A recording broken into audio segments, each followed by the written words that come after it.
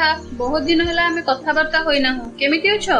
मु भलो अछि रमा, तुमे केमति अछो? मु मध्ये भलो अछि राधा, किंतु मो झियो को मलेरिया होई जाईछि। मु कहूथिली तुमे टिके घर आडे आसी ताको देखि जाई नथंतो।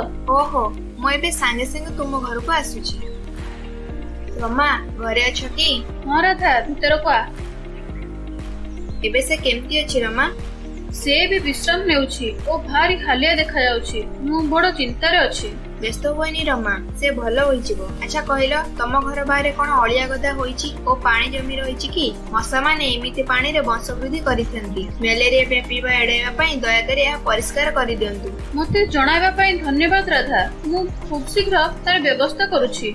भलो कथा रमा, जमी रहिथिबा पानी परिष्कार करिबा सहित तुमे सुनिश्चित करिवो जे घर चारिपटे कोनसी खाली पात्र नाही जेउथिरे पानी जमा होई पारे। मशा माने अल्प परिमाणर पानी रे मध्य वंशवृद्धि करि परंती। मु बुझिली, मु सुनिश्चित करिबि जे कोठी किछि खाली बासन रहिबो नाही। आ गोटे बड़ कथा हला, सोइबा बेले मशारी व्यवहार करिवो। तुमे ओ तुम घरर समस्ते सोइला बेले मशारी पकाई निश्चय सोइबो।